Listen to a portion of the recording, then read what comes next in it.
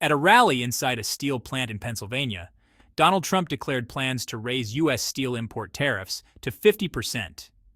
His administration claims this move defends national security and prioritizes American workers. But north of the border, Canada's steel industry warns this could trigger irreversible damage. Economists argue it's a lose-lose scenario, saying nobody wins in a tariff war. Within just 90 days, prices on basic goods like toilet paper at Walmart crept up cent by cent. Ford reported $1.5 billion in vanished profits, and Harley-Davidson packed up 3 of its iconic models for final assembly in Thailand. What was promoted as protection for U.S. jobs is now squeezing the very brands that once defined the American dream. It all escalated in late May, when Trump, standing in a Pittsburgh steel mill, announced a doubling of steel tariffs. Shortly after, the White House backtracked on a similar EU duty, leaving companies trapped in policy confusion. In Walmart's headquarters, lights burned through the night as executives scrambled to adjust prices amid vanishing profit margins. Ford and GM, meanwhile, tore up their annual forecasts, calling the rising costs of raw materials a roller coaster. Over in Wisconsin, factory lines slowed as Harley-Davidson shipped Pan America, Sportster S, and Nightster bikes abroad to avoid a crushing 60% levy. According to Yale economists, these tariffs could cost every U.S. household an extra $3,800 this year, enough to feed a family of 4 for an entire month. So, who exactly are these tariffs designed to help? Let's follow the impact, link by link, and see if this tariff wall is pulling the entire economy to the edge. On May 30th, 2025, deep inside a Pittsburgh steel factory, President Trump made it official steel import taxes were rising to 50%. By the next morning, order books in cities like Chicago and Dallas were rewritten, and prices for hot-rolled coil spiked 5% overnight. But even before markets could catch up, the White House quietly paused plans for equal tariffs on European metals. This supposed pause, meant to leave room for negotiation, only added more anxiety. Reuters reported that CEOs were even more unsettled, not knowing if the delay would last 30 or 90 days. In response, companies acted fast. On May 5th, Ford scrapped its full-year forecast, warning investors that tariffs could slash $1.5 billion from their 2025 earnings, enough to derail an entire electric truck launch. Ohio-based suppliers soon felt the squeeze, as raw steel surcharges rose faster than contracts could be renegotiated, triggering layoffs just before summer production ramped up. Retail giants were next.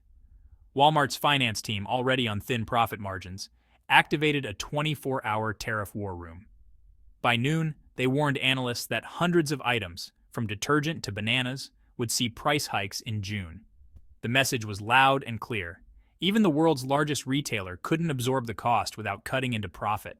Smaller stores with less bargaining power just canceled shipments, leaving empty shelves in low-income Philadelphia neighborhoods. Meanwhile, aluminum premiums soared to 60 cents per pound, nearly triple their pre-election price. This crushed can producers who were stuck in fixed-price contracts. Trucking firms, dealing with new surcharge clauses, slowed deliveries from Mexico to the U.S., choking auto supply chains. In Indiana, General Motors shelved its $3.5 billion battery plant, pushing it to 2027 and freezing new hiring. They blamed market instability and trade policy volatility. Harley-Davidson made its move too, relocating its 3 core models to Rayong, Thailand. In Menominee Falls, over 600 workers now face job insecurity, and union leaders fear those jobs may never return. Yale's budget team estimates these tariffs will hit American families hard, equal to a month's worth of groceries gone. This is the real cost-rising metal prices, paused investments, and supermarket prices on the rise. The steel tariff storm hadn't even settled when a quieter aftershock hit Wall Street. On May 15th, Walmart's CFO appeared on CNBC, confirming the retailer would begin raising prices by month's end. Margins had thinned too much to absorb Trump-era tariffs. 30 million shoppers noticed the price hikes long before inflation data did. Just days earlier, on May 6th, Ford had stunned markets by pulling its full-year outlook. Their slide deck made it clear new tariffs would gut 2025 profits, threatening the future of their electric truck project. GM quickly followed. They froze forecasts and halted a $4 billion stock buyback, saying that without tariff clarity, no reliable prediction could be made. Supply chain chaos followed. Harley-Davidson's assembly of its 3 headline models moved overseas. Wisconsin welders watched lines go silent, waiting for updates. Caterpillar used its April 30th earnings call to warn of up to $350 million in additional second-quarter costs tied directly to tariffs. New CEO Joe Creed said the company is exploring long-term mitigation, which is Wall Street code for shifting production out of the U.S.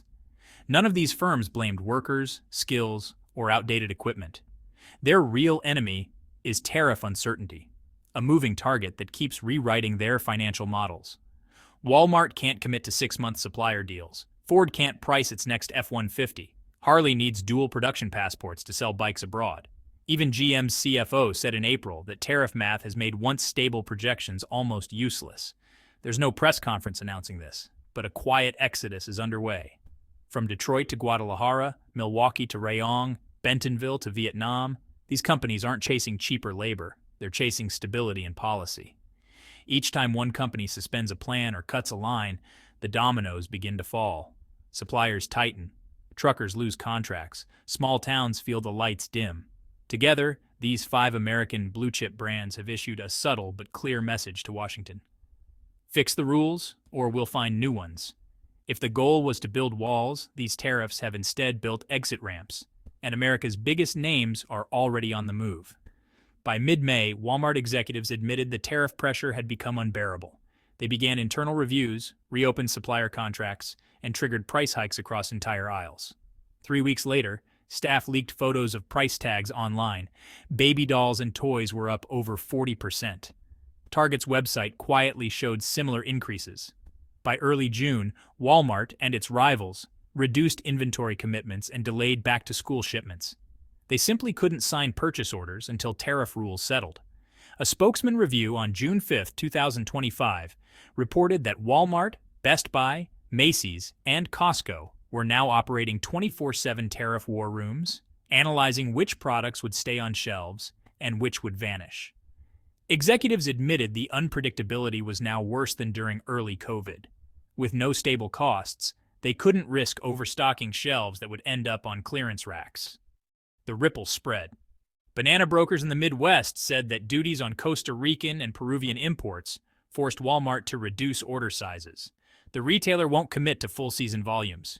Trucking companies are sounding the alarm about half-empty trailers moving between Arkansas distribution hubs and coastal ports, cutting deep into round-trip profits. During the May earnings call, Target's CFO described price hikes as a last resort. Still, internal spreadsheets are set to raise prices automatically if tariffs bounce back to 145% this July. Costco, sensing the same storm, has already started fast-tracking its private label orders to lock in pre-tariff pricing, even if it means paying more for storage space. The message is clear. Walmart may have fired the first shot, but its competitors are quietly loading up the same weapons. One company raising prices forces the others to follow. One inventory reduction means trucking routes are canceled, and dock workers get shorter shifts. Tariffs were designed to protect U.S. industry. But now, the biggest retail names are paying more, stocking less, and shifting the cost directly to shoppers. The front line of this trade war isn't a factory floor, it's the checkout lane. While consumers braced for higher receipts, Detroit felt a deeper shock under its factory floors. On May 6, 2025, Ford scrapped its full-year forecast and hit pause on the Dearborn F-150 assembly line. Executives warned that Trump-era tariffs could completely derail their next electric truck project. A week earlier, on April 29th, General Motors followed suit. GM's board pulled its guidance and halted a $4 billion stock buyback, saying any projections were pointless without tariff clarity. Suppliers tightened their credit terms overnight, shifting from 90-day steel payments to cash-on-delivery policies. Raw material prices jumped. Just 1 week after the steel tariffs doubled, hot-rolled coil prices shot up 6%, making every SUV and pickup pricier before production even starts. Purchasing managers, who used to secure 6-month contracts, are now rewriting deals daily, unsure whether tomorrow's steel will cost $900 or $1,100 a ton. This unpredictability hit factories fast. UAW union locals report daily furloughs, with seat and stamping plants cutting overtime to absorb cost shocks. S&P Global analysts warn that if this price instability continues through the fourth quarter, more production will likely shift to Mexico. Car dealers, meanwhile, say buyers are putting off major purchases, spooked by talk of $3,000 price jumps on next month's F-150 or Chevy Equinox. Detroit has survived recessions, bankruptcies, even a global pandemic. But automakers say this chaos is different. There's no virus to contain, no stimulus package to negotiate, just a constantly moving tariff target that makes balance sheets useless. In a city built on stable supply chains, unpredictability has become the new normal, and Detroit's compass is spinning. In August 2024, Harley-Davidson made a bold move. The company announced that it would shift production of its Revolution Max models, including the Pan America, Sportster S, and Nightster, to its Rayong, Thailand plant for the 2025 model year. The aim was clear: avoid Thailand's 60% import tax on foreign motorcycles. The backlash was swift. The International Association of Machinists and Aerospace Workers, which represents Harley's U.S. factory employees, slammed the decision. IAM President Brian Bryant called it a kick in the teeth to American workers, criticizing the company for betraying its American roots. This isn't Harley's first step into foreign production. In 2018, it built the Thai plant to serve markets in Asia and Europe, after the EU slapped a 31% tariff on U.S.-made bikes in response to American tariffs on steel and aluminum. But the current plan to manufacture U.S.-bound bikes overseas is a big leap, and it risks eroding Harley's Made in America image. The financial stakes are high. Harley warned that proposed EU tariffs could push prices for models like the Road Glide to $124,000 in countries like Denmark, killing demand. By moving production to Thailand, Harley is hoping to dodge these costs, but it's also risking alienation from its loyal American customers and workers. It's a clear example of how trade policy is reshaping corporate strategy. Tariffs, meant to protect domestic jobs, can backfire, pushing companies to move operations offshore to survive. That move often leads to U.S. job losses and hurts the very industries tariffs were supposed to defend. And this isn't just about luxury motorcycles or tech firms. Even America's industrial bedrock, Caterpillar, and a consumer giant like Nike are flashing warning signs. Both companies are now paying the price of Trump's tariff policies, and they're shifting that burden to the people least able to absorb it, everyday consumers. In its latest quarterly statement, Caterpillar was blunt. The company cited tariff-driven supply chain instability as a major issue, with delayed parts deliveries and rising input costs. Some production has already slowed at key factories in Illinois and Texas. Executives didn't provide a clear dollar loss this time, but the signal was unmistakable. Tariffs are hammering operations. Bulldozer and diesel engine lines are under stress. Cracks are beginning to appear in one of the most iconic American brands. Over at Nike, price hikes have started to appear too. On June 1, 2025, the company quietly raised prices on several popular shoes and apparel lines. Nike called it seasonal planning, but analysts traced the cause to higher import duties on products from Vietnam and China, where much of its gear is made. These tariffs forced Nike to adjust prices, especially on premium sneakers and activewear. Shoppers felt it immediately, and so did groups like students and veterans, who saw Nike roll back discounts. Caterpillar, meanwhile, has begun cost-cutting, reducing discretionary spending and slowing shipments, bracing for a $250 to $350 million hit from tariffs. Though they haven't announced layoffs yet, the signals are ominous. The pressure is mounting. And the conclusion is unavoidable. When big American brands start cutting jobs and raising prices just to stay afloat, something's gone wrong. These trade policies aren't protecting U.S. economic strength. They're draining it. Tariffs were supposed to create a level playing field. Instead, they're loading more weight onto American workers and customers. This isn't theory. This is real-world fallout. And the price is climbing, one invoice and one receipt at a time. As these trade disruptions ripple through the global economy, companies are shifting operations again. But this time, it's not just about labor costs. It's about strategic flexibility. More and more U.S. companies are relocating production to Mexico, Vietnam, and Thailand. These countries offer legal stability, trade deals, and proximity to major markets. In the first quarter of 2025, Mexico attracted a record $21.4 billion in foreign direct investment, a 5.4% rise from the previous year. Over 40% of that went to manufacturing, as North American companies scrambled to diversify their supply chains. The US-Mexico-Canada Agreement, or USMCA, offers predictable tariffs and clearer regulations.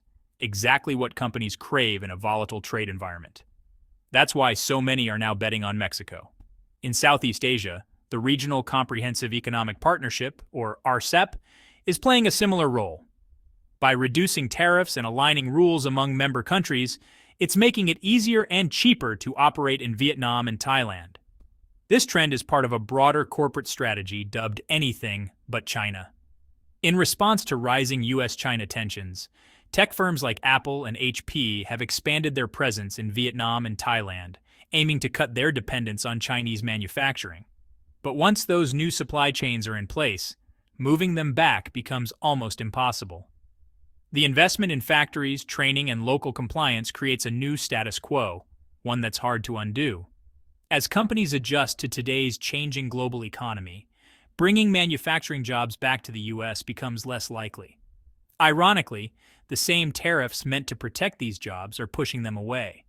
Businesses aren't just chasing cheaper labor anymore.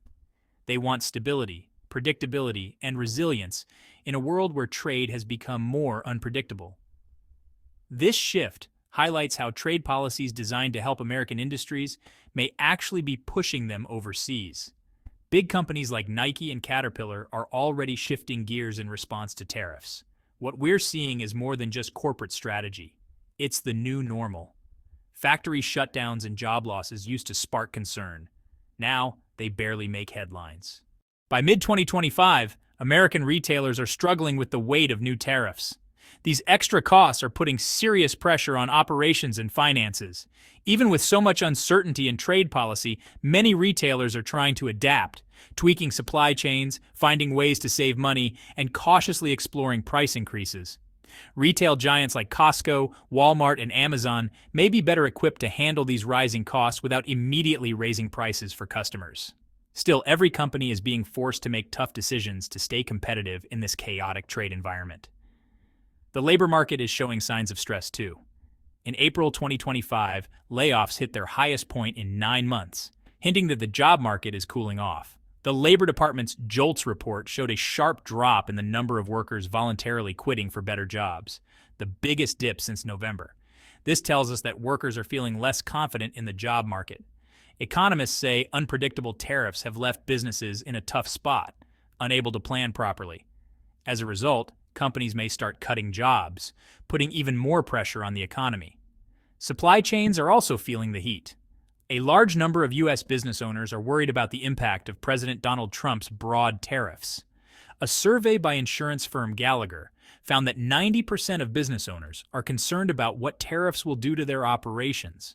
The trade war has already cost American companies over $34 billion due to lost sales and rising costs. And with global supply chains already strained by political tensions and extreme weather, businesses are becoming more vulnerable to disruption. Many are now scrambling to diversify and protect their operations from future shocks. What's becoming clear is this: the same trade policies meant to protect the economy are accelerating a strategic retreat. Companies aren't just trying to save money. They're trying to survive. They want consistency in a world that's anything but predictable. You might not see it printed on the label, but prices are already going up, on t-shirts, fridges, and even cold medicine. And the reason is tariffs. These tariffs were sold as protection for American jobs, but now they're hurting the very workers and shoppers they were supposed to help. Walmart is raising prices. Ford is halting production. Harley-Davidson shifted its assembly line to Thailand. These aren't just warnings. They're the direct results of policy choices. You can feel it in your grocery bill. You can see it in the pink slips. And here's the real concern. It's not stopping. Steel tariffs have hit 50%. What's next? Cookware? Refrigerators? Prescription meds? The same policies that made bridge steel more expensive could soon push the price of cold medicine out of reach. That means Americans could end up paying twice once at the store, and again as companies stop growing and start cutting back. So here's the question. Will Washington backtrack before this price spiral wipes out the last bits of consumer confidence? Or will tariffs keep piling up until essential goods are simply unaffordable? Let us know what you think in the comments, because the answer might not come from politicians or the news. It could show up in your empty wallet next month.